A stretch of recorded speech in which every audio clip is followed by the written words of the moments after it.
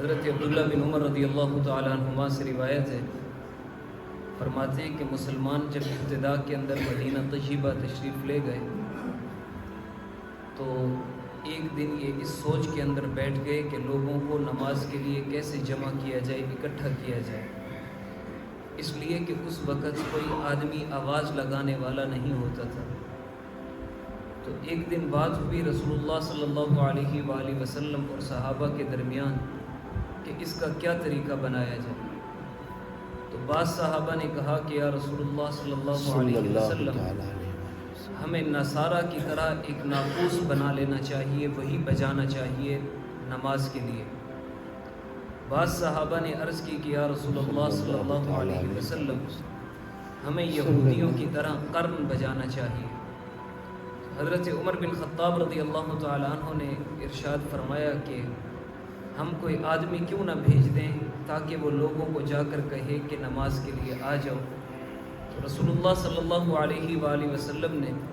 حضرت بلال رضی اللہ تعالیٰ عنہ کو حکم دیا کہ اے بلال آپ کھڑے ہو جائیں اور لوگوں کو نماز کے لیے بلائیں۔ ابتداءً جب مسلمان مدینہ طیبہ تشریف لے گئے تو اس وقت آذان نہیں دی جاتی تھی نماز کے لیے۔ تو ایک دن صحابہ کرام اور رسول اللہ صلی اللہ علیہ وآلہ وسلم نے مشورہ کیا کہ ہمیں کوئی ایسا کام کرنا چاہیے جس کو دیکھ کر سارے مسلمان سمجھ جائیں کہ نماز کا وقت ہو چکا اور وہ مسجد میں آ جائیں۔ اس بارے میں مشورہ ہو رہا تھا تو مختلف صحابہ نے اپنی اپنی آراء دی۔ بعض صحابہ نے کہا کہ ہمیں نصارہ کی طرح ناقوس بنا لینا چاہیے۔ ان نصارہ اپنی عبادت کے لیے ناقوس بجایا کرتے تھے۔ ناقوس ایک لمبی لکڑی ہوتی تھی، موٹی سی، جو اندر سے خالی ہوتی تھی، پھر اس لکڑی کے اوپر ایک چھوٹی لکڑی کو مارا جاتا، اس سے آواز پھیلتی تو لوگ جمع ہو جاتے تھے۔ بعض صحابہ نے کہا کہ ہمیں یہودیوں کی طرح سینگ بنا لینا چاہیے، وہ ایک سینگ کے اندر آواز نکالا کرتے تھے، تو ہمیں وہ بنا لینا چاہیے۔ تو حضرت عمر بن خطاب رضی اللہ تعالیٰ عنہ نے عرض کی کہ یا رسول اللہ صلی اللہ علیہ وسلم ہم یہ یہود و نصارہ کا طریقہ کیوں اختیار کریں؟ ہم کسی بندے کو بھیج دیں، وہ جا کر سب میں اطلاع کر دے، سب کو آگاہ کر دے کہ آ جاؤ نماز کا وقت ہو چکا۔ تو رسول اللہ صلی اللہ علیہ وسلم کو حضرت عمر بن خطاب کی یہ ادا اور یہ بات پسند آئی، اور حضور پاک صلی اللہ علیہ وسلم نے حضرت بلال کو حکم دیا کہ جاؤ اور آپ لوگوں کو نماز کے لیے بلایا۔ پھر اس کے کچھ دن کے بعد حضرت عبداللہ بن زید رضی اللہ تعالیٰ عنہ نے خواب دیکھا۔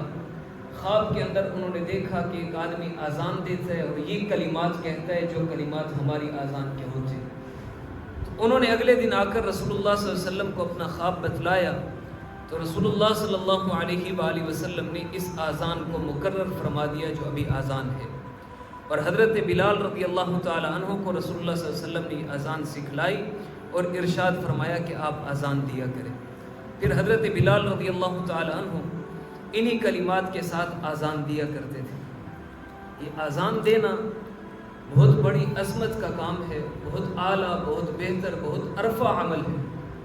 اور مؤذنون کی بہت بڑی شریعت کے اندر، احادیث کے اندر فضیلت وارد ہوئی ہے۔ ایک حدیث میں حضرت معاویہ بن ابی سفیان رضی اللہ تعالیٰ عنہما سے روایت ہے، وہ فرماتے ہیں کہ رسول اللہ صلی اللہ علیہ وسلم نے ارشاد فرمایا کہ المؤذنون اطول الناس اعناقا یوم القیامہ، کہ کل قیامت کے دن مؤذنین کی گردنیں سب سے زیادہ بلند ہوں گی اور اونچی ہوں گی۔ اس حدیث کی تشریح میں علماء نے لکھا ہے کہ مؤذنین کی گردنیں بلند ہوں گی، اس کی وجہ یہ ہوگی، یہ اس لیے گردنیں بلند ہوں گی کہ کل قیامت کے دن قیامت کی ہولناکیوں کی وجہ سے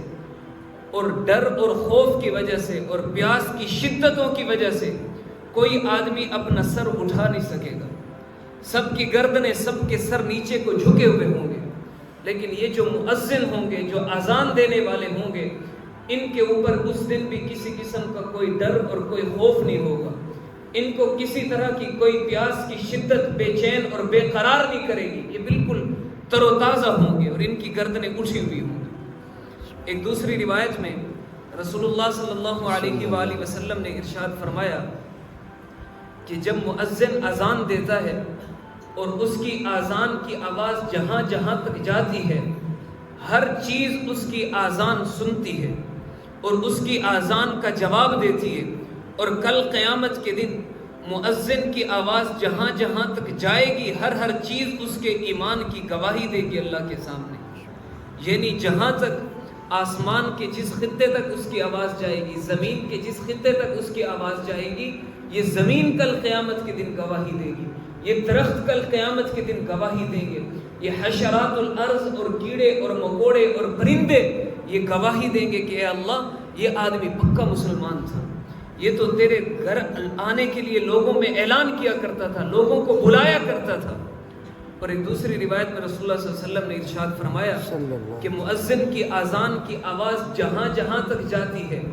جتنی مخلوقات اس کی آواز کو سنتی ہیں وہ تمام مخلوقات مؤذن کے لیے دعائے مغفرت کرتی ہیں.